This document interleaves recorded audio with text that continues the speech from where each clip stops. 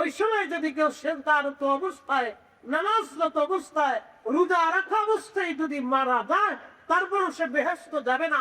অথবা মুকবিদুল আহলি বাইতিন নবী সাল্লাল্লাহু আলাইহি ওয়াসাল্লাম যদি আমার আহলের সাথে তার দুশমনি থেকে থাকে। বসে বসে কান্না করতেছিলেন, চোখ বেয়ে বেয়ে পানি করে বলে জারি মোবারক ভিজে যাচ্ছিল। আমি এসে বললাম, ইয়া রাসূলুল্লাহ, কিসে আপনাকে কষ্ট দিল? কে আমাকে কাঁদাইলো? কেন আমি কাঁদছি? বলে, ইয়া রাসূলুল্লাহ, নবীজি আমার ডাক দিয়ে বললেন, সালমারে, আমি কাঁদছি। জিবরিল আমিন আমার কাছে এসেছিল, আমাকে সংবাদ দিয়ে গেছে। আমাকে জিবরিল আমিন এসে বললেন, ইয়া রাসূলুল্লাহ, আপনার কোলের মধ্যে যে সন্তান, আপনার তো মিত্র ইমাম হুসাইন বসে আছে, আপনি কি তাকে ভালোবাসেননি? আমি বললাম, আমি তাকে মহব্বত করি। জিবরিল আমিন বলেন, ইয়া রাসূলুল্লাহ, তাহলে আপনার তো একটা দুঃখের সংবাদ হলো, আপনার এই হুসাইনকে পোড়াতে রেখে রেখে কারবালার প্রান্তরে আপনার উম্মতেরা নির্মম ভাবে তাকে কারবালায় শরীক করে দিবে।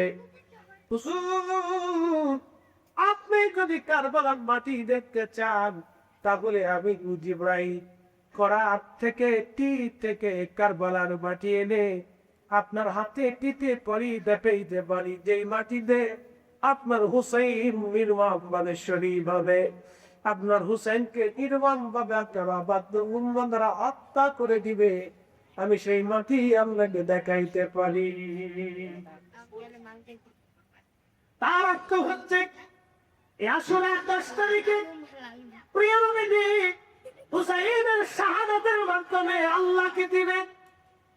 এই আসলে 10 তারিখে শুধু ইমাম হুসাইন না, হুসাইনের সন্তান একবার আলী আসগার, ইমাম হাসানের সন্তান ইমাম কাসিম, আব্বাস আলমদার, এমন করে রাসূল পরিবারের, নবী পরিবারের শুধু হযরতে জয়নুল আবেদিন রাদিয়াল্লাহু আনহু ব্যতীত যত পুরুষ সন্তান ছিল, শাহাদাতের মাধ্যমে আশুরা 10 তারিখে নবীজি আল্লাহকে দিয়েছেন, আল্লাহ নবী থেকে নিয়েছেন। আর আশুরার 10 তারিখে সব নবীরা আল্লাহ থেকে পেয়েছেন, আর আল্লাহ সব নবীদেরকে দিয়েছেন। এই জন্য মুহররমকে শাহাদায়ে কারবালাকে ছোট করে দেখা খুবই সুযোগ দেয়। শাহাদায়ে কারবালা শিয়াদের গুণ, এটা আমাদের ইমানদারদের। ইমাম হাসান হুসেইন শিয়াদের না, উন্না আমাদের, উন্না মুমিনদের, উন্না ইমানদারের, উন্না আহলে সুন্নাত ওয়াল জামাতের সম্পদ, উন্না ইমানদারের সম্পদ। কথা বলে ঠিক না বেটি? কিন্তু দুর্ভাগ্য, কতবার আমরা ওনাদের আলোচনা পর্যালোচনা বাড়তে দিছি। শোনেন, যদি ইমাম হুসেইন কারবালাতে শহীদ না হতেন, তাহলে আজকের এই মহান আপনার গতি হতো। মাহফিলে বসে বলতেছি, আল্লাহর কোরআন সাথে বলতেছি, যদি ইমাম হুসেইন কারবালাতে শহীদ না হতেন, তাহলে মসজিদের মিম্বরে বসে খতিব হকের বাণী দিতে পারত না। উনি যদি সেই দিন মিথ্যার সামনে, জালিমের সামনে, ইয়াজিদের সামনে মাথা নত করতেন, তাহলে হাদিসের রূপরেখা চেঞ্জ হতে পারত, কোরআনের ব্যাখ্যা ভিন্ন হতে পারত, ইসলামের জীবন ব্যবস্থা আলাদা হতে পারত। কেন মিথ্যার সামনে, কাফেরের সামনে, মুশরিকের সামনে, বেঈমানের সামনে, তাগুতের সামনে, জালিমের সামনে এই উম্মত কিয়ামত পর্যন্ত মাথা নত করে কাফের আর কুফফারদের সামনে এই উম্মত লিয়াজু করে চলত। উনি শাহাদাতের মাধ্যমে এই উম্মতকে শিক্ষা দিয়ে গেছে, তোমরা তোমাদের জীবন দিবা, সন্তান শহীদ করবা, কিন্তু মিথ্যার সাথে কোনো আপোষ হবে না। কথা বলে ঠিক করে মামুলি বিষয় বলে আমরা ভাবতেছি ওনার কোন এক যুদ্ধে শহীদ। অনেকটা আবার পন্ডিত দেখে আমার ধর্মের ব্যাখ্যাটা ইনসুলতিয়া ইয়াজিদি একসাথে শখে 15 পর্যন্ত নিয়েছে। এটা মনে হচ্ছে ইয়াজিদের খারাপ এবার ওনাকে শখে 15 নিয়ে দেখি ওনার তো কেন চাইতেন আপনি কি ইমাম হুসাইনকে পছন্দ করেন না? ওনার কি চোখে দেখেন না? ওনার বর্তমান মর্যাদা কি দেখেন নাই? ওনার শাহাদাত কি মিশুক আপনি একটা দুঃখ আর গিরাম দান করছেন নাকি? আপনি কিভাবে হোসেনের শাহাদাত কি গ্রাম্য কোনো দাঙ্গা, গ্রাম্য কোনো মারামারি? ওনাদের শাহাদাত তো হওয়া কথা। মানে ইমাম হুসেন শহীদ না হয়ে পৃথিবীর মানুষ জানতোই না যে রসুলের দুশ্মন কারবালার ময়দানে কালেমা পড়া দুশ্মন, নবীর দুশ্মন কালেমা পড়া আছে, এটা মুসলমান জানতো না যদি ইমাম হুসেন শহীদ না হতেন। কালেমা পড়া তো রসুলের আল্লাহ দ্বীনের দুশ্মন আছে, ইমাম হুসেন শহীদ না হলে কেউ জানতো না। কালেমা পড়া দুশ্মন ইসলামের ভিতরে আছে। এটি ইমাম হুসেন কলমকে হাতে দিয়ে এক করে চোখে আঙুল দিতে দেখে কি কিছু দেখো আমার নানা মুসলিমের ভিতরে কাম খন্ডওয়ালা দিনের দুশ্মন অতি গোনাদের শাহাদাত শুরু করে ব্যথা তো প্রিয় উপস্থিতি, খুব বন্ধুদের সাথে ঘটনা দিয়েছেন ওন্দা আশুরা 10 তারিখে শহীদ হবেন, এটা আল্লাহ রাসূল আবিদাব মুসনাদ আহমদ ইমাম আহমদ ইবনে হাম্বল রাহিমাহুল্লাহ একটা হাদিসে একটা কাসাস লেখা আলী কারামাল্লাহ কোনের যুদ্ধের উদ্দেশ্যে ইরাকের কারবালার পাশ দিয়ে তিনি অনাথ স্বর্ণমানি নিয়ে যাচ্ছেন। এমন সময় লোকটাকে জিজ্ঞেস করলেন এই লোক এলাকার নাম কি? বললো এলাকার আলী কারামাল্লাহ সোয়ারি থেকে নামলে যাই নামাজ নি কারবালাতে হামদাল গাছ ছিল, হামদাল গাছ বিশেষ প্রকারিতা আর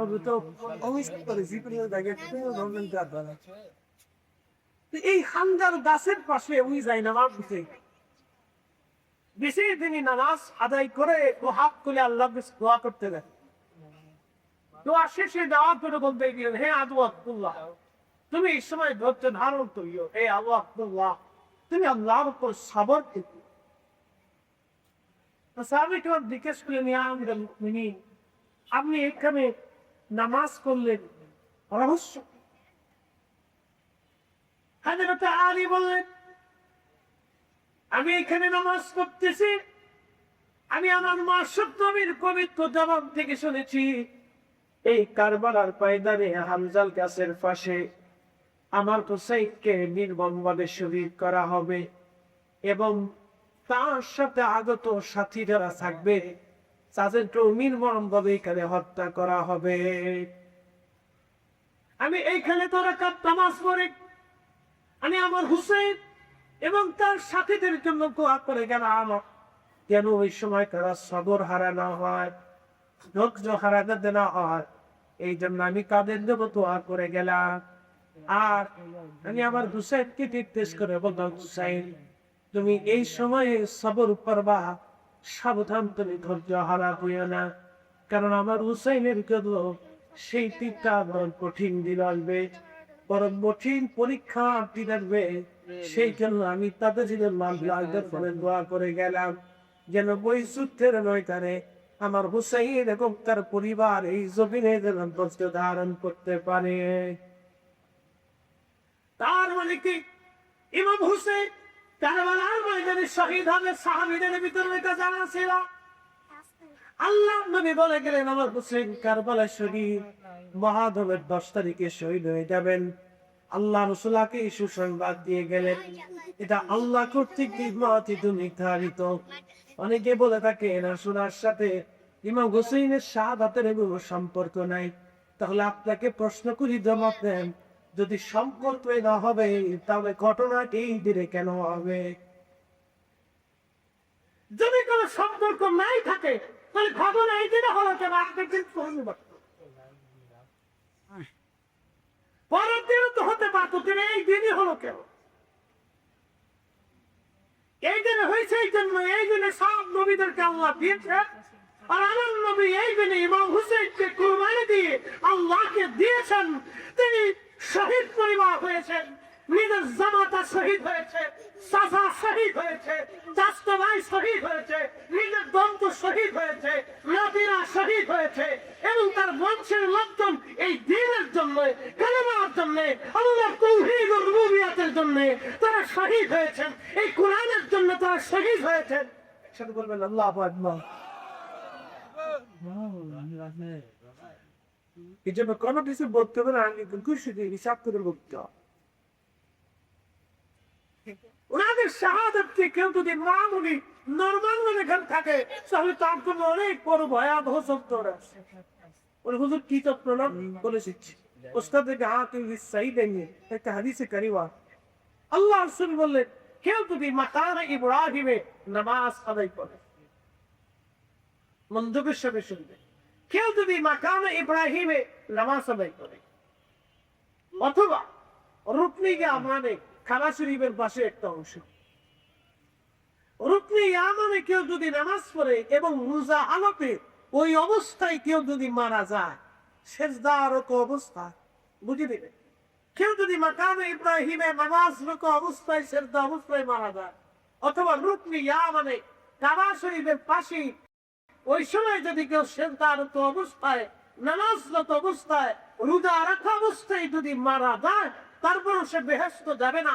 অথবা মুকবিদুল আহলি বাইতুল নবী সাল্লাল্লাহু আলাইহি ওয়াসাল্লাম যদি আমার আহলের সাথে তার দুশমনি থেকে থাকে, বিদ্বেষ থেকে থাকে, যদি আমার আহলের সাথে আমি রাসূলের আহলে বাইতের সাথে কেউ যদি বিদ্বেষ পোষণ করে মাকামে ইব্রাহিমে নামাজরত অবস্থায় মারা যায়, রুকনে ইয়ামানে সেজদারত অবস্থায় মারা যায়, তারপর সে বেহেশত যাবে না। আমি ঠিক বললো ঠিক না ঠিক করলো খানে 1400 বছরের গান বলো বলতে গেল তো দেখি এবার বুঝে তো শাহাদাতের কারবালা নিয়ে তার মানা করলে বুঝে শুনে করতে হবে, শাহাদাতের কারবালা নিয়ে বলতে হলে বুঝে শুনে বলতে হবে, শাহাদাতের কারবালা নিয়ে কথা বলতে হলে হিসাব করে বলতে হবে, শাহাদাতের কারবালা নিয়ে বলতে হলে হিসাব করে বলতে হবে, 100 বার ভেবে ভেবে বলতে হবে, 100 বার ভেবে ভেবে বলতে হবে, 1000 বার ভেবে বলতে হবে, যদি না বুঝেন তাহলে চোখ থাকতে হবে,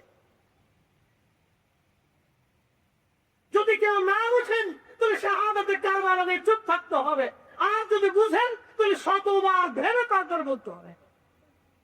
আল্লাহ রাসূল সীমানা নির্ধারণ করে দিয়েছে। আল হাসান ওয়াল হুসাইন ইবনা বলছেন আমার হাসান ও হুসাইন আমার বংশ, মানে হাব্বাহুমা ফাকাদা হাব্বানি, তাদেরকে যারা ভালোবাসবে তারা আমি নবীকে ভালোবাসবে। পাশান বলবেন সুবহানাল্লাহ। আমরা ভালোবাসি, একসাথে বলেন ভালোবাসি, আত্মীয় করে বলেন ভালোবাসি, ভালোবাসি। আল্লাহ কবুল করুক করে বলে না আমরা ভালোবাসি, ভালোবাসি দিলেই তোমার অনিয়ে কথা ঠিক আছে কি ওনার তাদেরকে ভালোবাসি, ভালোবাসি রাসূলের ভক্ত। আচ্ছা প্রশ্ন করি জবাব দেবে, বাবা মার সম্পর্ক, সন্তান আর পিতার সম্পর্ক যত ঝগড়ে হোক রক্ত কি বিচ্ছিন্ন করা যায়? ভাই ভাইয়ের সম্পর্ক যত যুদ্ধই হোক বলেন রক্ত কি বিচ্ছিন্ন করা যায়? করা যায়। ইমাম হুসেইন রাসূলের রক্ত, মনে রাখবেন, ইমাম হুসেইন রাসূলের রক্ত, জাইনাব রাসূলের রক্ত, ইমাম কাসেম রাসূলের রক্ত, ইমাম আলী আকবর রাসূলের রক্ত, ইমাম জাফর সাদিক রাসূলের রক্ত, ইমাম মুহাম্মদ মুসা কাযিম রাসূলের রক্ত, ইমাম হাজাইনুল আবিদিন রাসূলের রক্ত, ইমাম হাসান রাসূলের রক্ত, ফাতেমা রাসূলের রক্ত, হযরত ইমাম মুহসিন রাসূলের রক্ত, নবীর সন্তানরা রাসূলের রক্ত, নবীর পরিবাররা, নবীর আওলাদরা রাসূলের রক্ত, ফাতেমার বংশধররা রাসূলের রক্ত। কিয়ামত পর্যন্ত হাসান হুসাইনের মাধ্যমে যত সন্তান পৃথিবীতে আসবে ইমাম মাহদী আলাইহিস সালাম পর্যন্ত রাসূলের রক্ত। নবী বলেছেন সবার বংশ শেষ হবে কিন্তু আমার বংশ কোনোদিন শেষ হবে না। আল্লাহ হাসান আর হুসাইনের রক্তের মাধ্যম দিয়ে আমি রাসূলের রক্তকে কিয়ামত পর্যন্ত টিকে রাখবে। কিতাবুল ফিতানে নবী বলেছেন আমার উম্মতরা তোমরা শোনো, কিয়ামতের আগে আল্লাহ হযরত ইমাম মাহদীকে আমার রক্তের মাধ্যম দিয়ে দুনিয়াতে পাঠাবে। আমি যেইভাবে খোদার জমিনে খোদার কালেমার কথাকে উদ্দিন করেছি, আমার মাহদী পৃথিবীর এমন কোন ইঞ্চি মাটি থাকবে না যে ইঞ্চি মাটিতে আমার রক্ত, আমার বংশ, আমার নসল, আমার রক্ত, আমার বংশ, আমার নসল, আমার মাহদী তামাম পৃথিবীতে কালেমার পতাকা উদ্দিন করবে, কালেমার দিন প্রতিষ্ঠিত করবে। একসাথে বলেন আল্লাহু আকবার। নবী রক্ত কি থাকবে বা থাকবে না? এর সাথে বলে থাকবে না, থাকবে না, থাকবে না, থাকবে না। যান আপনি রাজশাহীতে শহরের পাশে পদ্মা নদীর পাড়ে একজন আল্লাহ নবী ঘুমিয়ে আছেন, হযরত সৈয়দ আওলাদ রাসূল আব্দুল কুদ্দুস মাকদুম শাহ রহমাতুল্লাহ আলাইহি। সুবহানাল্লাহ। ওনার পরিচয় জানেন? ওনার বাবার নাম, তার বাবার নাম তত্ত্বতে বড়বীর আব্দুল কাদের জিলানী, আর বড়বীর আব্দুল কাদের জিলানী হাসানি হুসাইন। ওনাদের রক্তি মোহাম্মদ হাফিয়া।